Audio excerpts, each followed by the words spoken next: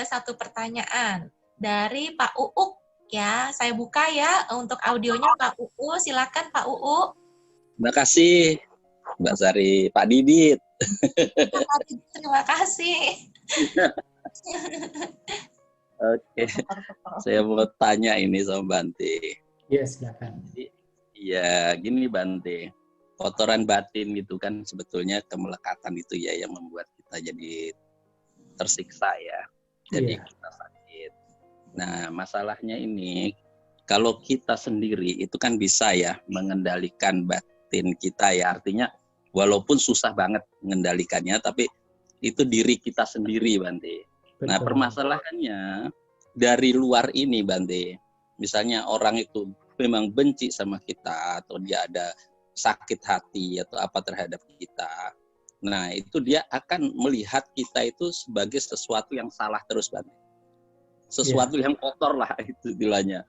Jadi setiap kali dia walaupun kita salah ngomong hanya sedikit itu seolah-olah jadi besar Bante. Nah, itu terus dia menghina kita.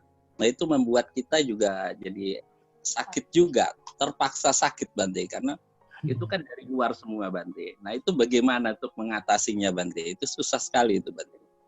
Iya, jadi sebenarnya kita itu tidak bisa mengubah 100% apa yang ada di luar diri kita. Tidak bisa. Selama kita hidup, pasti akan mengalami yang disebut 8 kondisi dunia. Ada untung, ada rugi, nama baik muncul, kadang nama buruk juga muncul. Nah, yang 5 dan 6 itu adalah terkadang kita dipuji, tapi juga pasti kita akan mendapatkan celaan. Dan itu terjadi pada siapapun, baik orang yang kaya atau miskin, orang yang bijaksana sekalipun, yang sudah artinya tidak ada celah sekalipun juga pasti akan mendapatkan fitnah, mendapatkan kata-kata kasar, itu tidak bisa dihindari. Jadi sebenarnya selama kita itu masih hidup di alam seperti ini, alam manusia atau di alam kita sebagai manusia, kita itu tidak akan pernah bisa terhindar bahwa semua orang yang datang pada kita itu harus mengucapkan kata-kata yang menyenangkan, kata-kata yang bermanfaat, kata-kata yang dilandasi oleh cinta kasih, kata-kata yang tidak kasar. Tapi seringkali kata-kata yang dilandasi kebencian, kata-kata kasar, kata-kata yang menusuk hati, kata-kata yang tidak bermanfaat, kata-kata yang muncul bukan pada waktunya itu akan datang pada kita. Kita tidak bisa menghindari. Nah, sehingga di sini yang terpenting sebenarnya bukan kita mengubah orang lain. Kita mungkin ada kesempatan kalau bisa mengubah orang lain yang buruk menjadi baik, tetapi yang terpenting sekali adalah kita mengubah cara berpikir kita. Bagaimana kita merespon apa yang datang dari luar dengan kebijaksanaan. Jadi kita meresponnya tetap dengan cinta kasih, kita meresponnya dengan tidak dengan kebencian, meresponnya dengan pikiran yang positif. Nah, itu tentu membutuhkan latihan. Ya, itu memang tidak mudah, membutuhkan latihan. Makanya di sini, makanya di sini pertama perhatian harus dengan perhatian kita tahu, wah, masih ada kebencian. Yang kedua adalah dengan kebijaksanaan. Nah, kebijaksanaan di situ banyak sekali macamnya. Ya, sebagai salah satu contoh yang tadi saya sebutkan, kita melihat bahwa kebencian yang muncul dalam batin ini sebenarnya merugikan saya sendiri. Nah, itu juga bisa menjadi kekuatan untuk melenyapkan kebencian dalam batin. Nah, ada juga misalnya dengan cara apa? Dengan cara kita merenungkan ya ungkapan yang bijaksana bahwasanya kalau kita dihina orang lain, kita dimaki oleh orang lain, jadikanlah hinaan tersebut, makian tersebut sebagai guru kita, guru kesabaran. Mengapa? Karena kita tahu bahwa kita itu sudah menjadi orang sabar atau tidak hanya ketika kita mendapatkan celaan, mendapatkan hinaan. Selama kita itu berada di comfort zone, kita berada di zona yang nyaman, tidak ada katakan celaan, hinaan dari orang lain, semua yang datang kepada kita itu baik semua, kita tidak tahu seberapa kuat, seberapa besar kesabaran kita. Hanya ketika ada seperti itu, baru kita tahu, wah ternyata masih ada kebencian, ternyata masih ada rasa tersinggung. Berarti saya harus melenyapkan, berarti saya harus masih berlatih. Tidak apa, yang terpenting latihan terus. Nah, dengan merenungkan demikian, bahkan kebencian bisa lenyap. Nah, sehingga di sini yang terpenting adalah bagaimana kita menghandle diri kita terlebih dahulu. Kalau kita sudah tenang, sudah baik, mungkin kalau waktunya tepat, waktunya sesuai, kita bisa memberitahu orang tersebut, orang menyakiti kita, bahwa apa yang kamu lakukan itu adalah penderitaan bagi kamu sendiri. Jadi apa yang kamu lakukan itu membawa pada kerugian bagi kamu diri sendiri. Dan kita bisa memberitahu, kalau kita memang tidak salah, kita memberitahu bahwa apa yang kamu anggap salah pada diri saya tidak melakukan kesalahan. Nah, kita bisa memberitahu kepada orang tersebut kalau waktunya sesuai. Tetapi yang terpenting, yang pertama adalah bagaimana kita menghandle batin kita terlebih dahulu. Ya, permasalahannya reaksi ya, Bu. Bagaimana? Itu reaksi, Bante. Permasalahannya itu reaksi. Betul Jadi sekali. bukan dari kita sendiri kebencian itu timbul, tapi dari luar, Bante. Itu yang jadi masalah. Ya, jadi luar itu sebenarnya maaf saja, apa yang muncul dari luar itu bisa menjadi netral. Tetapi reaksi kita itulah yang membuat tidak netral. Reaksi kita, respon kita. Walaupun di dalam ya, Bante ya, nggak Ya, dikeluarkan di ya. Betul, walaupun di dalam. Jadi yang paling kasar itu kalau sudah dikeluarkan melalui ucapan atau perbuatan jasmani. Tetapi walaupun hanya di dalam, ketika kita merespon, yaitu kebencian orang lain, kita respon dengan ketidaksukaan, itu sudah reaksi. Nah, reaksi itulah yang harus diperhatikan. Reaksi itulah yang harus diperhatikan dengan sakti, dengan perhatian, dengan mindfulness. Wah, ada kebencian. Itu yang harus diperhatikan, kemudian ditenangkan, diredam. Ditenangkan dengan apa? Dengan kebijaksanaan, perenungan-perenungan, dengan melihat ketidakmanfaatan dari kebencian yang ada dalam batin. Nah, dengan demikian, itu menjadi lenyap. Dan itu akan muncul lagi, akan terus muncul. Tetapi, kalau setiap kali itu muncul, perhatian kita munculkan, kebijaksanaan kita munculkan, lama-kelamaan, kekuatan reaksi kebencian yang ada dalam batin kita, dalam gejolak emosi kita, itu akan semakin lemah.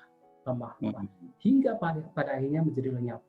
Sehingga ketika ada orang itu mengucapkan kata-kata kasar yang tadinya langsung berbet panas di dalam, sudah lewat, sudah tidak ada kebencian di dalam. Hanya sekedar apa? Sekedar ucapan semata, tidak membawa kepada kegelisahan batin, kepada kebencian batin.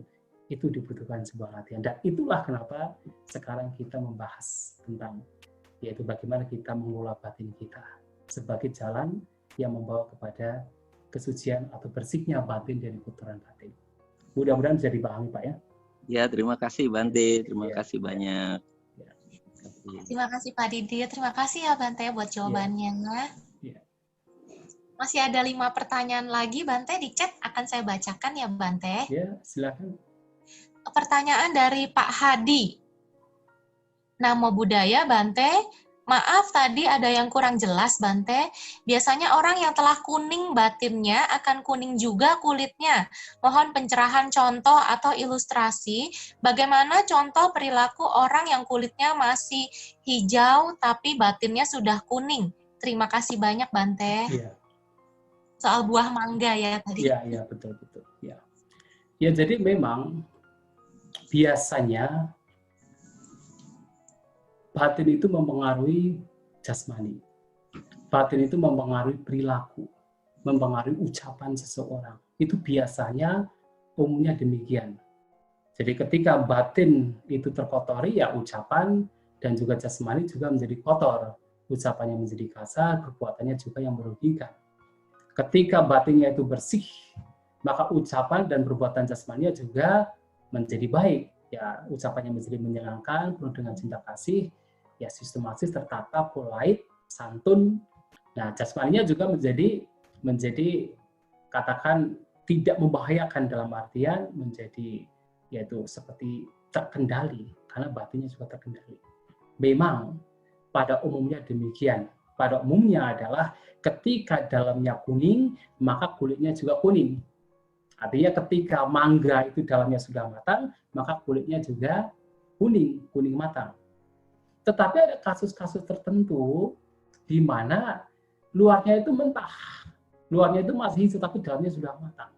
Nah, kalau di kami, kita itu percaya dengan berbagai macam yaitu perbuatan-perbuatan yang lampau yang sudah menjadi kebiasaan tetapi tidak bisa ditinggalkan. Artinya kebiasaan-kebiasaan yang lampau yang kelihatannya itu tidak etika tetapi tidak bisa ditinggalkan, tetapi batinnya itu sudah bersih. Misalnya apa? Ada sebuah cerita. Ada seorang yang sudah mencapai kesucian tertinggi. Jadi kalau kesucian itu juga sebenarnya bertingkat. Tidak langsung ujuk-ujuk langsung mencapai tingkatan tertinggi. Ada tingkatan tertentu. Ada 4 tingkatan. Nah, orang ini sudah mencapai tingkat kesucian yang tertinggi. Tetapi walaupun demikian, ketika dia itu memanggil orang-orang lain, itu menggunakan istilah yang tidak cocok, tidak pantas. Dengan apa? Dengan kata-kata misalnya budak, hei budak ke sini. Pembantu ke sini. Jadi seperti arogan, seperti sombong, seperti dia itu kasar, tidak punya etika. Nah, sehingga orang-orang berpikir, katanya dia sudah suci, katanya sudah terbebas dari kotoran batin. Kenapa kok kata-katanya masih kasar? Lantas kemudian pada waktu itu, ya itu Sang Buddha mengatakan, oh iya karena dia itu sudah sangat lama, dia itu hidup di dalam kehidupan ya di antara para Brahmana. Jadi para Brahmana ini kalau dilihat itu kan ada kasta, ada Brahmana, Ksatria, Wesa, dan Sudra. Nah para Brahmana ini sudah terbiasa memang ya katakan menjadi kaum elit, dalam artian mereka itu sudah terbiasa dihormati, terbiasa dipuja, terbiasa mereka melihat yang lain dengannya seperti pembantu begitu kan, sehingga istilah pembantu, istilah Buddha itu sudah terbiasa. Dan ketika dia mencapai kesucian, kebiasaan yang demikian itu masih terbawa. Tetapi walaupun ada kebiasaan mengucapkan kata-kata istilah pembantu, budak, tetapi batinnya tidak dilandasi oleh arogansi. Bukan dilandasi oleh arogansi, bukan dilandasi oleh kesombongan, dan bukan dilandasi oleh kebencian. Hanya karena kebiasaan saja, kebiasaan yang tidak lenyap, tetapi batinnya tidak ada kotoran batin di situ. Dan itulah kenapa dikatakan ada kasus tertentu di mana seperti buah mangga, kulitnya hijau tapi dalamnya sudah matang. Walaupun pada umumnya ya kalau dalamnya matang, kulitnya itu kuning, tetapi ada kasus-kasus tertentu yang demikian, seperti kasus yang tadi. Sehingga memang ya tidak semuanya harus seperti bahwa apa yang di dalam kemudian mencerminkan apa yang di luar, tidak harus semuanya. Ada kasus yang katakan perkecualian. Walaupun luarnya itu tampak kasar, tapi dalamnya sudah matang. Ya mudah-mudahan bisa menjadi jawaban yang menjelaskan. Ya. Terima kasih Bante buat jawabannya. Ya. Terima kasih Pak Hadi buat pertanyaannya ya. Sekarang ada lagi pertanyaan dari Pak Riki Romeo. Mau nanya Bante, apakah tidak apa mempertanyakan kebenaran yang kita dapat seperti dalam Kalama Sutta? Apakah boleh kita mencari pengetahuan melalui buku, meskipun kita tahu buku itu hanya pengalaman spiritual seseorang? Ya. Kalau saya menganjurkan sekali, harus diperoleh. Sebenarnya Kalama Sutta itu seringkali disalahartikan. Ya maaf saja oleh umat Buddha sendiri. Nah, di Kalama Sutta itu seringkali diartikan bahwa jangan percaya kepada tradisi, jangan percaya kepada kabar burung, jangan percaya kepada kitab suci. Padahal di sana itu tidak demikian. Jadi di sana itu istilah yang digunakan oleh Sang Buddha itu adalah apa? Maeta anusavena. Jadi artinya jangan datang atas dasar tradisi, jangan datang atas dasar seperti kitab suci dan sebagainya. Kenapa Sang Buddha bisa mengatakan demikian? Karena pada waktu itu ada banyak guru agama yang datang kepada suku Kalama dan masing-masing mengklaim bahwa hanya ajaran mereka saja yang paling benar. Sedangkan yang lain itu semua salah. Idame wasasamoga manyanti, semua lain salah. Nah mereka bingung sebenarnya benar itu yang mana? Yang salah itu yang mana?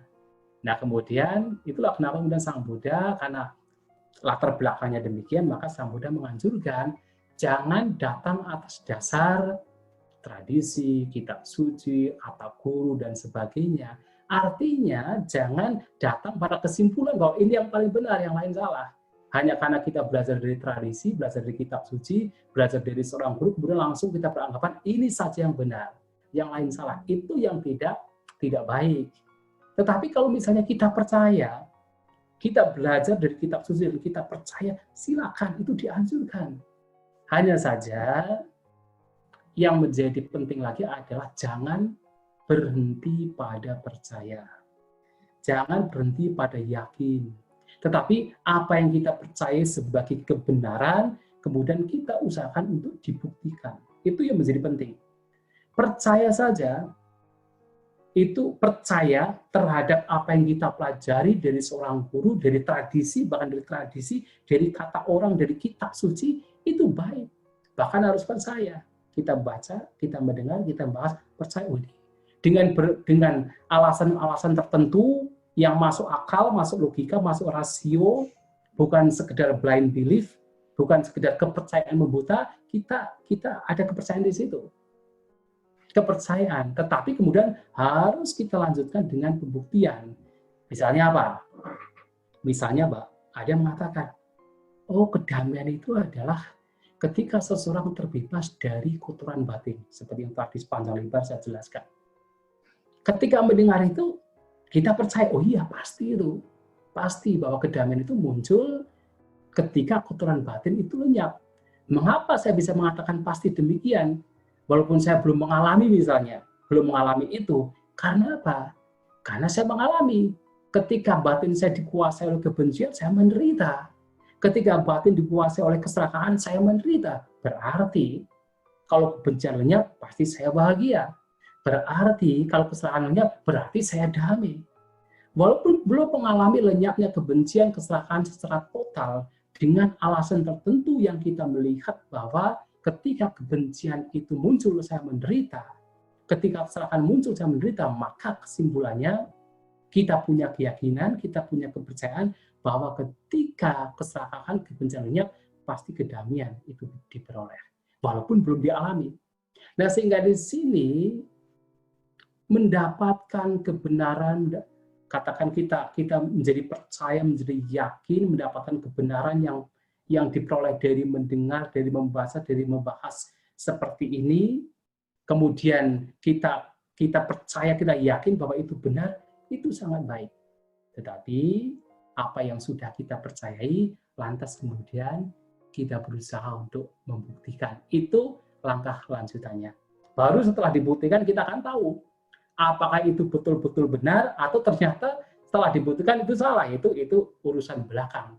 Tetapi keyakinan terhadap kebenaran yang sekarang diperoleh dari buku, dari kitab suci, dari kata orang, dari pembahasan seperti ini, itu sangat baik. Tidak dilarang. Bahkan Kalama Sutta pun tidak melarang. Hanya orang-orang yang kadang-kadang salah mengartikan, salah memaknai, kemudian mereka mengartikan dengan cara lain. Yang mudah-mudahan bisa dipahami. Terima kasih Bante buat jawabannya. Terima kasih Pak Riki Romeo. Ini ada pertanyaan dari Pak Ridwan Ciu. Mungkin saya bisa nyalakan audionya, Pak Ridwan. Silakan ya, Pak Ridwan. Bisa dinyalakan, Pak Ridwan, audionya? Ya, silakan. Terima kasih. Namo Buddhaya, Bante. Sugiyoto. Namo Buddhaya juga kepada Bante Stina. Bante, saya sedikit mau tanya ini. Di pencapaian meditatif itu, misalnya kita sudah melihat seperti kayak bola kristal transparan gitu kan. Nah, perenungannya keperwujudan atau penjelmaan, ada perenungan lain nggak selain itu, Bante? Sebenarnya yang terpenting dalam kita bermeditasi, apakah nimitta seperti itu muncul atau tidak. Nah, perwujudan seperti itu kan nimitta. Sebenarnya seperti melihat kristal, apa melihat cahaya, itu kan nimitta. Itu sebenarnya kalau kita merujuk kepada ya meditasi yang diajarkan oleh Sang Buddha, itu selalu kita itu stick dengan objeknya. Misalnya kalau kita itu memperhatikan nafas, keluar masuknya nafas. Dan bahkan ketika pada waktu itu muncul nimitta, tetap kita harus tetap melihat yaitu nafas kita, keluar masuknya nafas. Mengapa? Karena sebenarnya nimitta itu adalah replika dari nafas itu sendiri. Jadi replika dari ketika kita memperhatikan nafas, Nah, pada saat kita memperhatikan nafas itu sudah ada nimita nafas, tapi nimita itu masih gelap, masih buram, masih kuning, masih tidak jelas. Nah, ketika kotoran batin, terutama 5 rintangan batin itu lenyap, maka yang persepsi nafas yang tadinya itu gelap, buram, tidak jelas itu menjadi jelas dalam artian membentuk sebuah perwujudan yang lain. Apakah perwujudan seperti kristal, seperti permata, seperti ya cahaya, seperti asap dan sebagainya, masing-masing bisa berbeda-beda. Tetapi itu sebenarnya merupakan replika dari nafas itu sendiri. Sehingga sebenarnya anjurannya adalah tetap kita memperhatikan nafas. Memperhatikan nafas. Kita lanjutkan tapi perhatikan saja nafas. Nah, sebenarnya yang perwujudan dari nimita itu adalah perwujudan dari nafas itu sendiri. Nafas yang kemudian tampak menjadi seperti cahaya, yaitu tetap dengan nafas. Tetapi kalau misalnya mau meditasi dengan cara lain, dengan melakukan perenungan, ya itu harus keluar dari itu. Harus keluar dari kondisi itu, keluar kemudian dengan batin yang masih baik, masih fleksibel, masih terkonsentrasi, tetapi tidak dalam kondisi yang terserap, kemudian melakukan perenungan terhadap ketidakkekalan, terhadap tanpa diri, itu bisa dilakukan di situ. Tetapi kalau dalam kondisi itu ya lanjutkan saja, tidak ada perenungan yang lain. Ya, terima kasih Bante. Ya. Terima kasih Pak Ridwan buat pertanyaannya. Terima kasih Bante buat jawabannya ya. Masih ada pertanyaan lagi untuk yang di chat akan saya bacakan. Pertanyaan dari Pak Indragun. Pertanyaannya ada 2, Bante. Izin tanya, Bante, apakah kita harus mengendalikan batin dahulu atau mengendalikan pikiran duluan? Ini pertanyaan pertama. Nanti pertanyaan kedua saya bacakan lagi, Bante. Silakan, Bante, dijawab. Iya. Jadi, ya kalau di dalam bahasa Indonesia, biasanya batin dan pikiran itu tidak ada bedanya. Tetapi, ada kalau kita mengartikan pikiran adalah sebagai bentuk-bentuk yang bereaksi, sedangkan batin adalah keseluruhan dari kondisi batin yang diam, ya tentu di situ yang harus disadari, yang harus diperhatikan adalah pikirannya. Jadi pikiran yang bergerak itu yang harus diperhatikan. Jadi pikiran yang mengembara, pikiran yang gelisah, pikiran yang khawatir, pikiran yang dikuasai kebencian, keserakahan, keangkuhan, kesombongan, pikiran yang bergerak itulah yang mesti diperhatikan, disadari. Ya dengan kata lain, dengan praktek lain dikendalikan.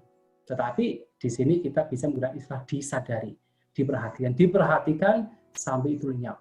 Lenyapnya bagaimana? Dengan kebijaksanaan, dengan perenungan, dengan kebijaksanaan. Bagaimana supaya kegelisahan tersebut, pikiran gelisah, pikiran yang bergerak, bereaktif itu lenyap. Nah kemudian kalau udahnya ya tinggal batin saja, batin yang tenang. Nah batin yang tenang itu pun juga harus kemudian diperhatikan. Maka di sini ya pertama kalau kita menggunakan yaitu sakti perhatian, yang tampak terlebih dahulu tidak lain adalah yang paling kasar. Jadi yang paling kasar itulah yang akan muncul terlebih dahulu. Nah dari yang paling kasar itulah kemudian masuk ke dalam yang paling halus sampai ketenangan muncul. Sampai pikiran-pikiran bergerak itu tidak ada. Sehingga hanya sekedar batin yang tenang. Ketika batin tenang muncul ya itu pun harus diperhatikan, harus disadari. Nah sehingga di sini kalau kita mengacu pikiran sebagai yang bergerak, batin sebagai yang diam, ya yang diperhatikan, yang terperhatikan, malahan yang terperhatikan oleh saksi, oleh perhatian, tidak lain adalah pikiran yang bergerak. Sehingga masuk ke dalam yang halus sampai batin yang tenang. Mudah-mudahan bisa menjadi pemahaman. Ya. Ya, terima kasih Bante. Lalu pertanyaan keduanya, dia bertanya apakah bedanya batin dengan hati? Apakah ada hubungan batin dan hati? Ya sebenarnya kalau dalam bahasa Indonesia kan ada batinnya hati, hati yang batin gitu kan.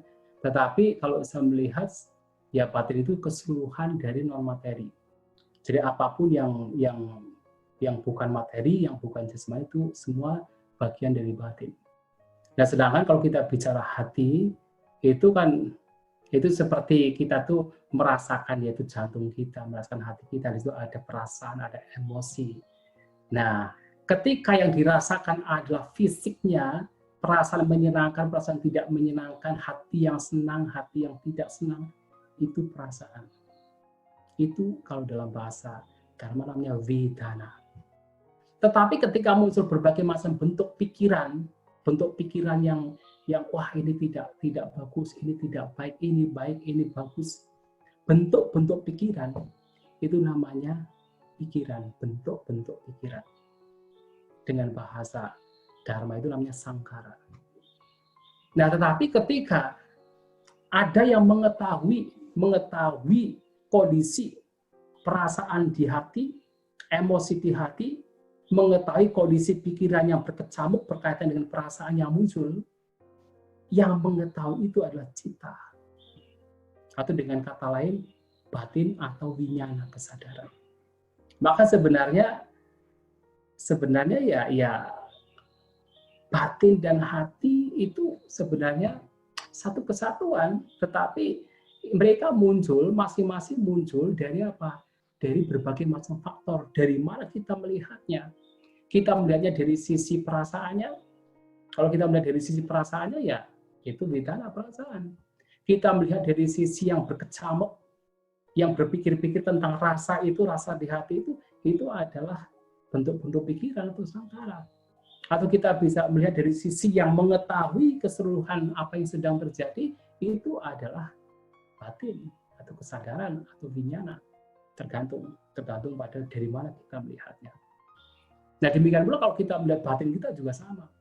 Dalam batin kita juga kita melihatnya dari sisi yang mana? Dari sisi perasaannya, batinnya tenang, ketika kita merasakan ketenangan, itu adalah vedana perasaan. Ketika batin tenang, kemudian ada menyelinap bentuk pikiran yang mengomentari ketenangan tersebut, itu adalah sangkara, bentuk pikiran. Dan ketika merasakan batin yang tenang dan mengetahui ada batin yang tenang, yaitu winyana, kesadaran. Tapi bukan kesadaran sapi, tadi perhatian, tapi kesadaran winyana. Nah, sehingga dari mana kita melihatnya? Mudah-mudahan bisa dipahami. Karena ini agak psikologi. Oke. Ya. Terima kasih banyak Bante buat jawabannya. Terima kasih Pak Indragun buat pertanyaannya. Pertanyaannya masih ada lagi dari Ibu Lea. Selamat pagi Bante, saya mau tanya, ada 2 pertanyaan juga Bante, saya akan bacakan satu persatu. Yang saya tahu bahwa manusia dilahirkan dalam keadaan ada kekurangan dan kelebihan dalam diri manusia. Apakah orang suci itu sudah pasti terlepas dari kekurangannya? Maksudnya kekurangan di sini adalah kebiasaan yang bersifat jelek. Seperti itu pertanyaan 1 Bante, silakan. Ya. Jadi kekurangan dan kelebihan di sini kan bisa secara fisik, bisa secara batin. Kalau secara fisik mungkin ada yang mengatakan orang-orang yang mungkin abnormal. Ada orang-orang yang normal biasa, itu artinya tidak punya kekurangan secara fisik.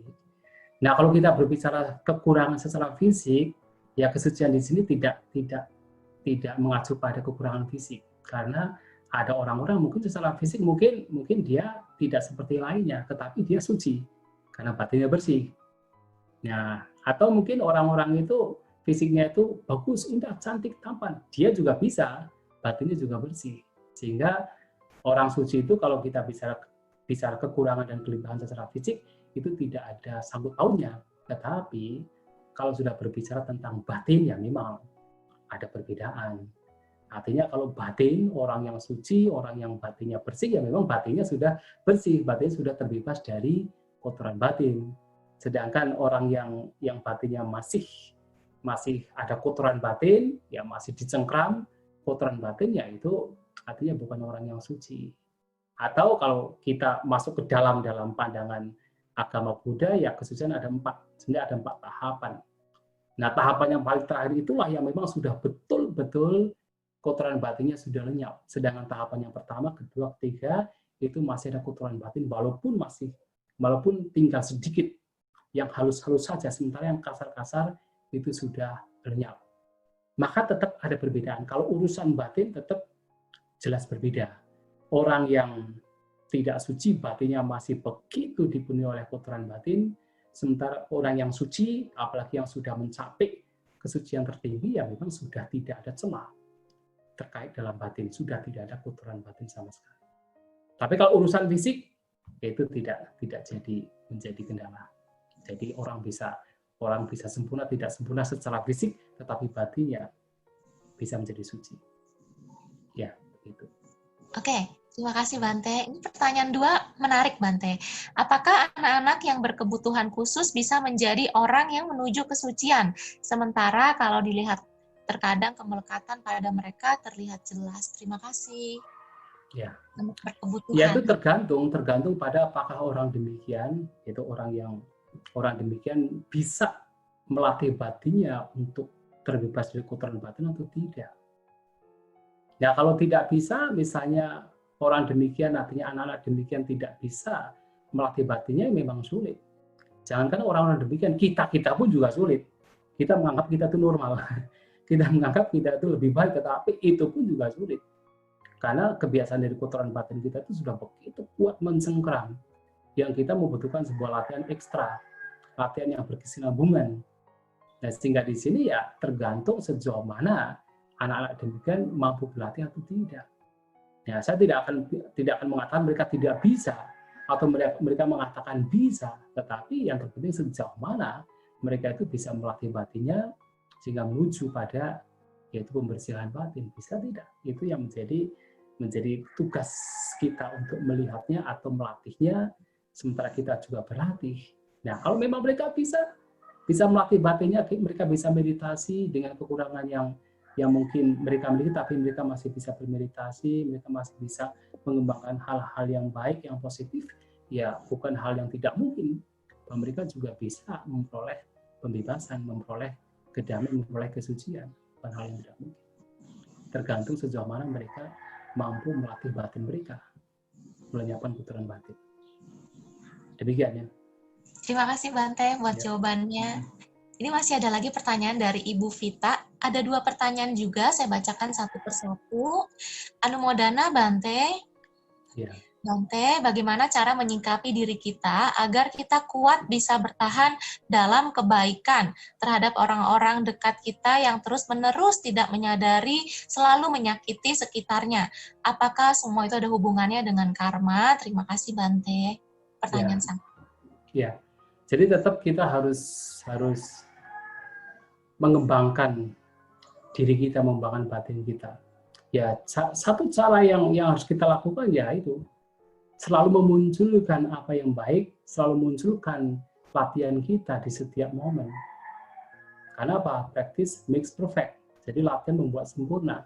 Kita tidak bisa memiliki cara lain. Cara satu-satunya cara adalah practice makes perfect. Latihan membuat sempurna. Mungkin awalnya sulit, karena memang pada awalnya kita membutuhkan, yaitu pertama tempat yang kondusif untuk melatih batin kita. Kemudian membutuhkan teman-teman yang baik yang memang seiman, yaitu sekeyakinan untuk melatih batin kita. Nah, sementara ketika teman-teman kita tidak mengembangkan batin, orang-orangnya penuh dengan demikian memang sulit. Tetapi bukan berarti tidak bisa, sehingga satu-satunya jalan tetap kita berlatih sampai batin kita itu tidak jadi suka duka batin kita itu bukan karena objek luar tetapi karena batin kita. Sampai batin kita itu tidak dipengaruhi oleh hal di luar. Sampai batin kita itu untuk menjadi damai bukan karena objek luar, tetapi karena batin kita yang sudah terlatih.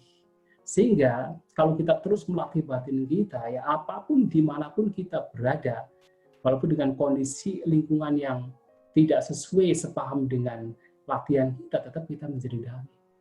Nah, sehingga ya satu-satunya cara latih, dan latih. Sehingga sampai menjadi terampil, sampai menjadi kokoh, sampai betul-betul, yaitu perhatian kita, betul-betul hal-hal yang baik, yang bermanfaat pada batin kita, betul-betul menjadi kendaraan kita. Sehingga kemanapun kita pergi, kendaraan kita adalah kendaraan batin yang berkualitas. Dimanapun kita berada, dengan kondisi yang tidak menyenangkan sekalipun, dengan kondisi yang tidak sesuai dengan cara pandang kita tetap itu tidak tergoda, tidak katakan tersinggung oleh hal-hal yang ada di luar. Intinya adalah melatih all the time. Ya. Oke, Terima kasih Bante buat pertanyaan satunya. Untuk pertanyaan duanya, apakah ada senjata pemungkas untuk bisa tetap bertahan ketika orang-orang berbuat negatif kepada kita? Jadi senjata pemungkas apa Bante? Senjata pamungkasnya adalah ya kita tetap menggunakan perhatian kita. Jadi ada satu pertanyaan dari ada seorang Bante kepada Sang Buddha. Ya, jadi kami itu biasanya ya sebagai seorang pria itu yang paling sulit untuk dihindari adalah ada kemelekatan terhadap seorang wanita. Kan siapapun pria pasti demikian kan. Bahkan kami pun juga para biku juga sama. Sehingga ada pertanyaan dari Bante Ananda kepada Sang Buddha. Bante, bagaimana kita itu ketika menghadapi seorang wanita? Sang Buddha mengatakan, jangan lihat.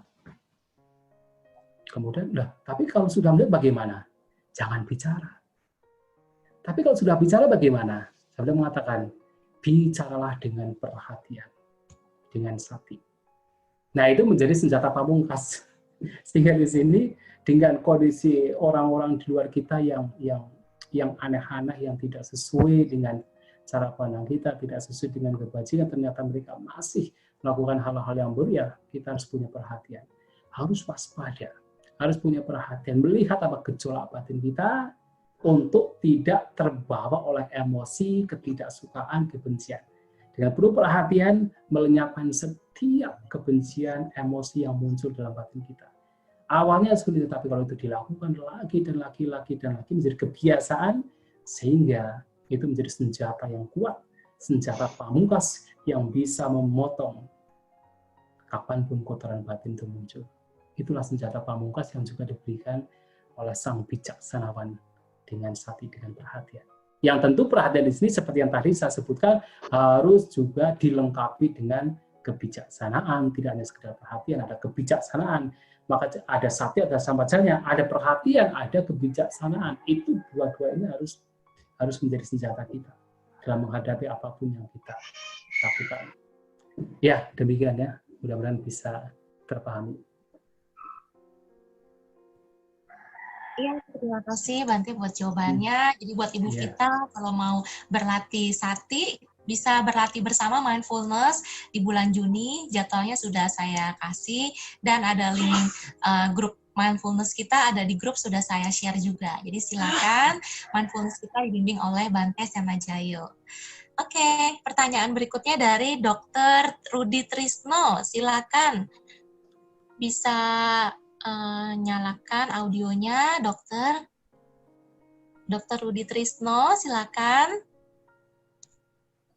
Bisa, ya silakan.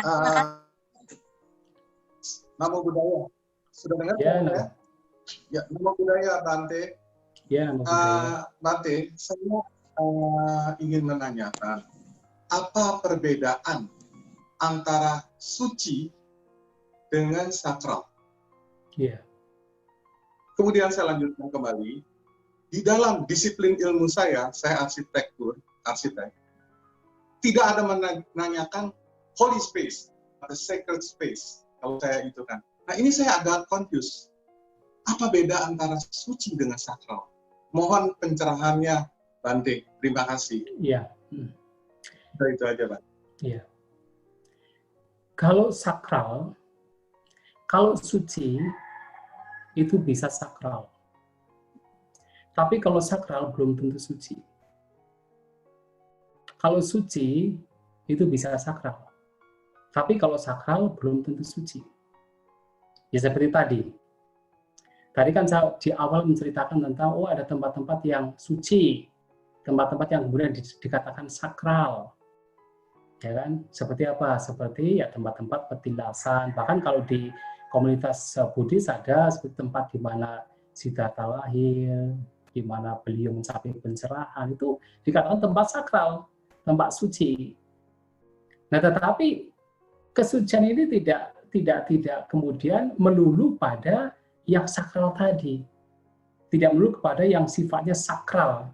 Sedangkan kesucian yang sedang kita bicarakan di sini, yaitu buah kesucian dalam konteks batin itu bukan sakral. Itu bukan sesuatu yang Kalau sakral itu seperti apa? Ada semacam yaitu kayak ada magical thing, ada mistik. Jadi ada sesuatu yang sifatnya mistik, sesuatu yang sifatnya magic. Biasanya kalau kita berbicara sakral itu biasanya identik dengan sesuatu yang mistik, sesuatu yang magical. Tapi kalau suci, dalam artian suci, buah kesucian di sini yang mengacu kepada terutama adalah batin, yang bebas dari kotoran batin itu bukan magical, itu bukan mistik. Itu sesuatu yang lumrah, sesuatu yang wajar, sesuatu yang siapapun bisa mencapainya kalau mau berusaha. Sehingga di sini berkaitan dengan sakral bisa juga orang mengatakan itu suci. Tetapi sakral belum tentu suci. Karena suci di sini tidak berkaitan dengan sakralitas seperti ini. Sakral dalam artian yang magical, yang mistis, tidak. Nah, sehingga di sini ya tergantung pada kita melihatnya. Dan mengapa? Ya, Bapak Dr. Rudi mengatakan, ya dalam artinya tidak ada namanya holy place atau the sacred place. Ya memang sebenarnya tidak ada holy place atau sacred place.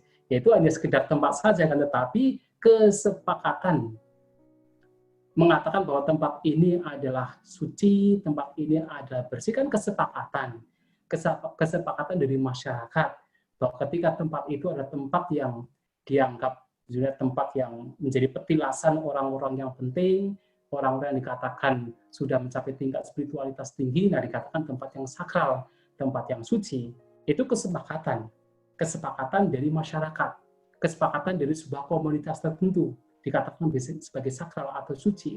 Atau dalam sebuah komunitas misalnya, oh tempat itu adalah tempat di mana dewa itu berdiam. Ya silakan, itu kesepakatan dianggap sebagai tempat yang sakral, tempat yang suci. Nah, tetapi ya sebenarnya ya kalau kita berbicara suci dalam artian bersih, ya sebenarnya kalau kita bicara suci dalam artian yang tadi yang sekarang kita sedang bicarakan ya tidak mengacu ke sana, tidak mengacu pada tempat, tetapi mengacu pada batin kita. Ini bukan holy place, ini ya batin yang bersih. Maksudnya batin yang bersih dalam artian batin terbebas dari kotoran batin. Itu ada kalau kita bicara kesucian dalam artian batin yang terbebas dari kotoran batin, itu ada, itu real. Tetapi kalau mengatakan holy place atau sacred place itu kesepakatan dari sebuah komunitas, sebuah masyarakat tertentu dikatakan sebagai sakral atau suci. Dan bedanya apa ya? Sebenarnya kalau saya melihat sih ya, kalau saya pribadi, mungkin orang punya pandangan berbeda. Sakral itu biasanya sering mengacu pada kayak sesuatu yang, walaupun tidak semuanya, tetapi sesuatu yang mistis, sesuatu yang magical. Tidak semuanya sih, karena ada mengatakan buku ini sakral. Kenapa? Di situ ada ajaran-ajaran yang mengajarkan moralitas, mengajarkan spiritualitas, bisa juga dikatakan sakral. Tetapi biasanya kalau kita mengatakan tempat yang sakral, itu seringkali identik dengan mistis. Ya, sedangkan suci itu tidak harus identik dengan mistis. Termasuk kalau kita bicara tentang kesucian dalam buah kesucian di sini, itu bukan sesuatu yang mistis. Tetapi kalau yang lain bisa juga. Mungkin orang suci dikatakan karena dia bisa menunjukkan kesaktian, menunjukkan mukjizat, menunjukkan keajaiban, kemudian ada sesuatu mistis di situ. Tetapi kesucian di sini yang kita bicarakan bukan hal itu. Bukan hal-hal yang sifatnya mistis. Tetapi sesuatu yang suci dalam artian bersih dari kotoran batin. Nah, sekarang tinggal bagaimana kita melihatnya sebenarnya. Karena definisi akan berbeda-beda. Dan itu semua definisi dari sakral dan suci berkaitan dengan tempat juga itu adalah kesepakatan dari masyarakat. Ya, mungkin komunitas lain ya memang mengatakan oh tidak ada tempat suci, tidak ada tempat sakral, itu kesepakatan mereka. Tapi kesepakatan dari masyarakat tertentu, wah itu sakral suci, kenapa? Dengan alasan-alasan tertentu. Ya, bisa dipahami, Dr. Rudi? Bisa, jadi saya katakan kalau suci itu di dalamnya, sakral itu di luarnya, mungkin bisa dibedakan seperti itu ya, Bante. Suci di dalamnya. Silakan saja. Luarnya kan bisa space-nya, kan, ruangannya. Ruangannya itu adalah merupakan ruangan yang sakral. Tapi manusianya suci. Oh iya, bisa, silakan. Karena saya suka agak Bante, kadang-kadang suka bingung mau menerjemahkan ini apa, sakral atau suci. Nah itu dalam bahasa Inggris kan saya bingung tuh mau menerjemahkan ini. Tapi saya karena saya bidang arsitektur, saya tetap mengatakan bahwa ini adalah ruang yang sakral, bukan ruang yang suci. Silakan bisa demikian. Jadi, ya bisa saya demikian. lebih dalam. Oke, Bante. Terima kasih, Bante. Ya, baik. Ya, terima kasih Bante buat jawabannya. Terima kasih Dokter Rudi ya buat pertanyaannya. Ini kayaknya ada 3 pertanyaan lagi sih Bante. Apa 4? Ada 4 pertanyaan lagi masih. Nanti saya jawab to the point. Silakan langsung saya bacakan ya Bante. Terima kasih. Pertanyaan dari Teresia. Kalau seseorang menyampaikan suatu penjelasan atau penerangan atas apa yang dia yakini yang disalahartikan oleh orang lain, namun ia tahu hal itu tidak mudah diterima dan ada kemungkinan orang-orang menjauhi dia, apa sebaiknya dia diam dan membiarkan orang lain memberi penilaian yang salah, atau tetap kita sampaikan apapun resikonya? Seperti itu. Itu tergantung masing-masing. Kita bisa diam, kita bisa menyampaikan. Dengan alasan-alasan tertentu mungkin seseorang akan menyampaikan. Dengan alasan mungkin ya mudah-mudahan walaupun sedikit dia bisa mengerti. Mungkin tetapi seseorang kemudian tidak menyampaikan dengan alasan paling kalau saya sampaikan juga mereka tidak tahu. Nah ini seorang bijaksana telah memberikan sebuah perumpamaan. Kalau ada seorang petani yang memiliki 3 lahan. Lahan yang subur, setengah subur, dan lahan yang gersang. Maka mana lahan yang pertama harus dikelola? Yang subur dulu. Baru kemudian setengah subur. Kemudian kalau yang subur, setengah subur sudah ditanami, baru kalau ada waktu. Nah, kalau ada waktu, ditanami yang paling gersang. Ya siapa tahu tumbuh rumput bisa untuk makanan sapi. Kan begitu. Nah, demikian pula kalau kita berbicara tentang dharma, tentang kebenaran, ya kita berbicara kepada yang paling memahami dulu. Kemudian kalau sudah yang memahami dulu kita bicara di situ, karena di situ ada manfaatnya, baru kemudian mungkin yang setengah subur, yang akan memahami walaupun tidak secara keseluruhan. Nah, kalau ada waktu, dengan alasan tertentu, kalau ada waktu ya cobalah bicara kepada yang walaupun tidak paham, mudah-mudahan walaupun sedikit akan memahami. Jika di sini tergantung masing-masing, tetapi tentu kalau ada pilihannya yang paling subur dulu, baru kemudian yang paling besar. Kalau tidak ada yang subur, tidak ada setengah subur, nggak apa-apa lah, yang gersang nggak apa-apa. Walaupun sedikit bisa dipahami itu sudah lumayan. Tetapi jangan berharap banyak. Masalahnya adalah kita berharap banyak. Sudah lahannya gersang, kita maunya tumbuh tanaman yang subur bergelimang dengan buah, itu yang menjadi masalah. Kita menderita. Nah, jadi tergantung masing-masing. Ya, demikian. Ya, terima kasih Bante buat jawabannya. Saya akan bacakan lagi pertanyaan dari Sukawadana. Namo Buddhaya Bante, dari tadi kita ngomong tentang kebenaran. Lantas kebenaran itu apa ya Bante dalam definisi Buddhisme? Lalu ada beberapa pernyataan di mana benar itu sudah pasti baik, sedangkan baik belum tentu benar. Apakah pernyataan tersebut dapat diterima Bante? Terima kasih. Ya. Kalau kita bicara kebenaran di sini kan ya, segala sesuatu yang real, yang nyata itu benar. Maksudnya apa? Orang melakukan perbuatan dengan kebencian, kemudian dia mendapatkan penderitaan karena kebenciannya, itu juga benar. Orang meninggalkan kebencian dan dia berbahagia karena tidak ada kebencian, itu juga benar. Baik dan buruk itu benar. Sesuai dengan apa? Hukumnya. Yang baik membawa kepada kebahagiaan, yang buruk membawa kepada penderitaan, itu juga benar.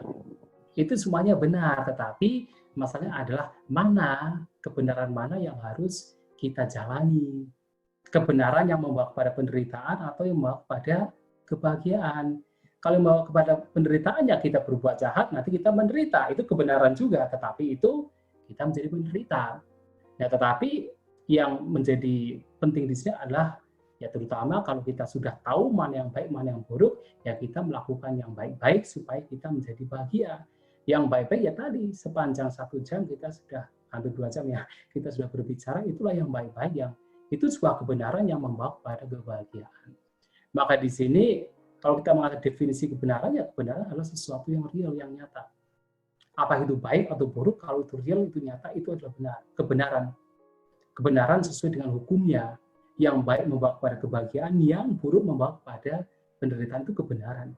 Tetapi kita adalah menjalani sebuah kebenaran yang membawa kepada kebahagiaan. Itu yang menjadi penting. Kemudian tadi mengatakan bahwa kalau benar itu sudah pasti gimana? Baik, tapi baik belum tentu benar. Sebentar. Benar itu sudah pasti baik, sedangkan baik belum tentu benar. Apakah pernyataan itu benar, Bante? Oh, itu harus ditanyakan kepada yang memberikan pernyataan. Karena apa? Karena mungkin dia punya definisi yang lain. Dia mempunyai definisi baik dan benar itu apa. Ya sebenarnya yang benar itu pasti baik belum tentu juga. Tadi kan yang terakhir begitu kan, yang benar pasti baik, kan begitu? Atau terbalik ya? Benar itu sudah pasti baik, baik belum tentu benar. Oh, bertindak kali ya, bertindak. Itu malah saya kurang setuju. Yang benar sudah pasti baik. Tadi saya mengatakan,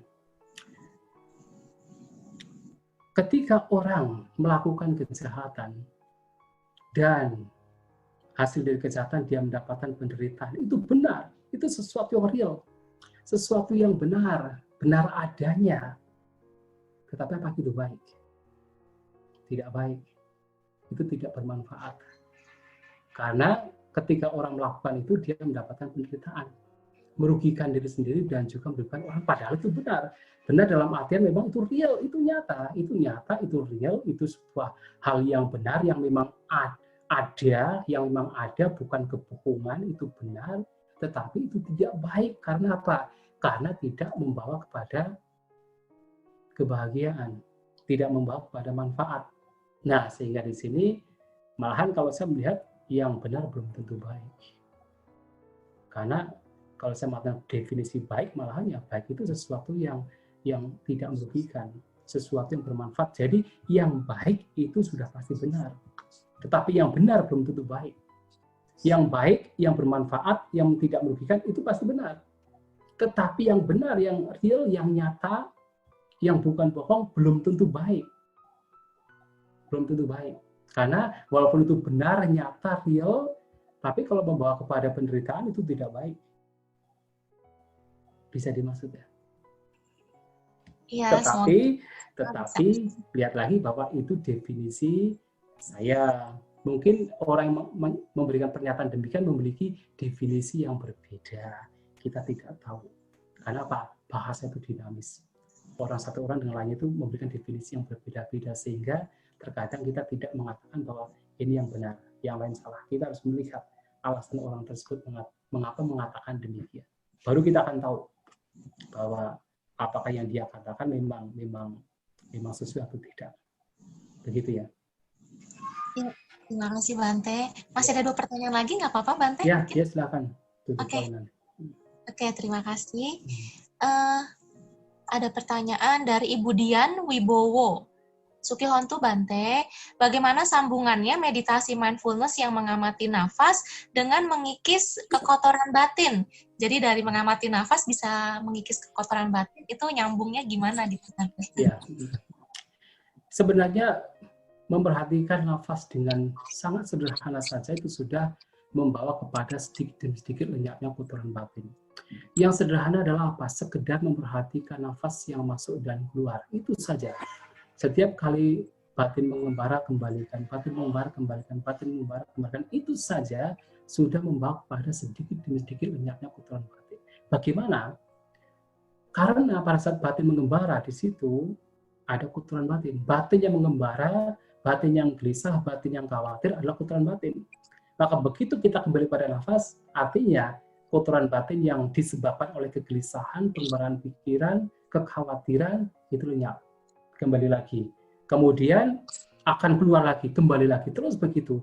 Maka ketika kembali ke nafas yang bermasuk itu, muncul apa? Ketenangan, konsentrasi, keseimbangan. Batin itu kualitas batin yang positif. Sementara kegelisahan, kekhawatiran, pengembaraan pikiran, keraguan-keraguan itu lenyap. Itu hanya sesuatu yang paling sederhana. itu saja sudah cukup untuk mengikis sedikit demi sedikit putaran batin. Apalagi kalau kemudian seseorang melanjutkan dengan sudah familiar, sudah skill dengan nafas, dia pun juga akan mampu memperhatikan di saat yang sama kegelisahan, kekhawatiran, atau bentuk-bentuk pikiran yang muncul datang silih berganti sebagai manifestasi kotoran batin. Nah, itu saja, itu dengan cara itu, juga kotoran batin itu akan lenyap. Sambari memperhatikan nafas, di saat yang sama juga memperhatikan gejolak emosi, gejolak pikiran yang muncul, dan dilenyapkan di saat itu juga.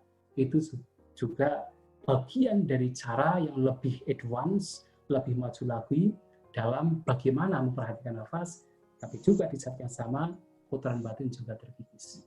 Tapi kita tidak usah berpikir yang advance, yang mendasar saja dulu. Dengan kita hanya fokus pada nafas pun, itu sudah dengan sedikit demi sedikit kotoran batin itu lenyap. Karena ketika ke nafas, batin berada di sini dan sekarang, ketenangan ada, konsentrasi ada, kesimbangan batin ada, dan itu adalah kualitas batin yang positif. Sementara kegelisahan, kekhawatiran, penyebaran pikiran yang manifestasi dari kotoran batin itu lenyap. Nah, itu bagaimana kotoran batin lenyap dengan metode yang simple, memperhatikan nafas. Mudah-mudahan bisa dipahami. Terima kasih Bante. Terima kasih Bu Dian. Terima kasih Sari. Iya, terima kasih Bu Dian. Bante masih ada satu pertanyaan, tapi mungkin satu lagi nanyanya dua. Kan bisa lewat WhatsApp kali Bante, gimana? Coba Nanti satu aja, coba. Oh, langsung aja ya. Ya. Oke, ini pertanyaannya ada dua dari Pak Dani. Pertanyaan pertama, apakah normal di dalam Dhamma Wicaya akan timbul wicikica? Ya. Kalau itu betul-betul Dhamma Wicaya, maka itu adalah kebijaksanaan. Jadi ketika ada perhatian, maka akan muncul penyelidikan terhadap objek yang diperhatikan. Itu Dhamma Wicaya. Itu kalau dalam konteks masih Dhamma Wicaya, itu adalah kebijaksanaan. Atau dengan kata lain panya, dengan kata lain sampajanya. Tetapi kalau sudah muncul keraguan-raguan, itu sudah lain lagi, wicikica. Kemudian apakah normal ketika ada penyelidikan terhadap Dhamma muncul wicikica? Normal sekali. Tetapi sudah menjadi berbeda. Jadi ketika muncul penyelidikan tentang mana yang baik, mana yang benar, itu adalah kebijaksanaan. Tetapi begitu muncul keraguan-raguan, itu sudah kotoran batin wicikica. Itu normal, tetapi sudah menjadi dua hal yang berbeda. Jadi dua hal yang berbeda, ini adalah Dhamma Wicaya kebijaksanaan, begitu muncul keraguan-raguan, ini adalah sudah menjadi kotoran batin. Ya, sesuatu yang normal wajar, tetapi harus dibedakan dalam dua momen yang berbeda. Ya, mudah-mudahan bisa dipahami. Oke, terima kasih Bante. Pertanyaan keduanya, kalau wicikica tersebut muncul kalau berbenturan dengan logika sebagai contoh tentang penjelasan 26 alam surga. Nah, bagaimana kita ehipasiko untuk penjelasan yang bersifat kita cuma baca tapi tidak mengalami sendiri? Seperti itu Bante. Terima kasih. Ya, tidak semua hal itu harus diehipasikuan. Tidak semua hal itu harus dibuktikan. Tidak semua. Kalau dalam ajaran ini sebenarnya yang terpenting adalah bukan mengalami, yaitu hal-hal yang sifatnya seperti kelahiran di alam surga. Tetapi bagaimana kita mengalami yang saat ini dan sekarang. Jadi praktek meditasi itu bukan untuk mengalami sesuatu yang belum kelihatan, sesuatu yang belum tampak, belum dialami, tetapi adalah menghandle untuk melihat apa yang saat ini sedang terjadi. Yang sedang terjadi itu apa? Kotoran batin sedang muncul, ketenangan yang muncul, konsentrasi yang muncul, itu yang harus diperhatikan. Sementara yang lain-lain yang belum muncul, yang belum dialami, itu tidak usah dipikirkan. Nah, ehipasiko dhamma, atau katakan melihat dan membuktikan itu bukan untuk semua hal, tetapi adalah untuk yang saat ini, sekarang, saat ini sedang dialami, itu yang harus setiap waktu, setiap saat dihandle. Itu yang menjadi poin sebenarnya, sehingga kita tidak usah kemudian, ya apalagi dalam meditasi, kemudian kita berpikir-pikir bagaimana kita harus mengalami alam surga, sementara kita belum mengalami kesana. Tidak perlu. Karena yang terpenting adalah saat ini, sekarang, yang sedang terjadi, itulah yang harus dihandle. Dan itulah kenapa dalam praktek meditasi ini selalu apa? Selalu membawa batin ke saat ini dan sekarang. Yang lampu ditinggalkan, yang akan datang tidak usah dirindukan. Kenapa? Yang lampu sudah lewat, yang akan datang belum tiba. Maka yang harus diarahkan kepada batin kita adalah yang saat ini sekarang sedang terjadi. Itulah Dhamma. Itulah yaitu pembuktian Dhamma untuk melihat yang saat ini sedang terjadi pada batin dan jasmani kita.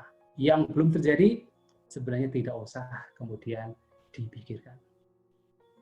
Demikian ya. Ya, Anumodana Bante semua jawabannya. Terima kasih juga buat partisipasi teman-teman, Bapak Ibu Saudara-saudari yang sudah bertanya, berpartisipasi. Semoga sharing Dhamma pada hari ini dapat bermanfaat baik bagi kita maupun bagi semua makhluk yang tidak terlihat. Oke, sebelumnya saya mau memberikan suatu informasi buat teman-teman. Kalau teman-teman mau bermeditasi mindfulness, kita ada jadwal di bulan Juni. Saya akan share brosurnya. Di bulan Juni kita akan meditasi mindfulness bersama kembali seperti bulan Mei bersama Biku Sanajayo. Tapi harinya di hari Senin dan Rabu saja, Jumat tidak ada. Di hari Senin kita ada Dhamma Desana seperti biasa dan meditasi bersama. Lalu di hari Rabu hanya tanya jawab bagi peserta yogi yang ingin bertanya. Jamnya masih sama, jam 8.30 sampai jam 10 malam. Tapi jam 8.15 diharapkan sudah standby, jadi kita on time ya.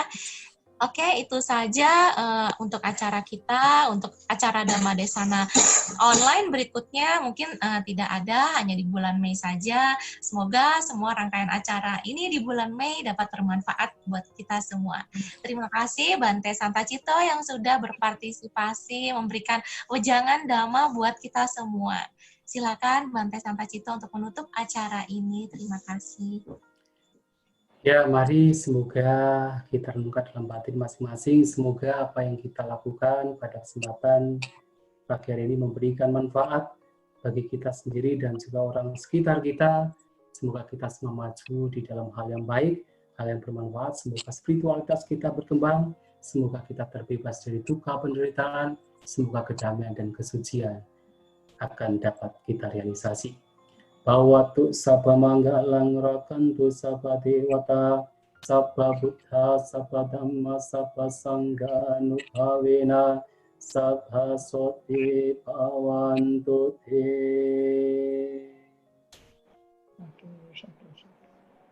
Ya, terima kasih dan saya langsung meninggalkan tempat. Terima kasih untuk semuanya. Semoga kita semua berbahagia. Terima kasih Bante. Terima kasih Bante. Terima kasih Bante. Terima kasih Bante. Terima kasih Baik, terima kasih semuanya. Terima kasih. Budaya, terima kasih. Ya, terima kasih semuanya. Terima kasih. Selamat makan Bante.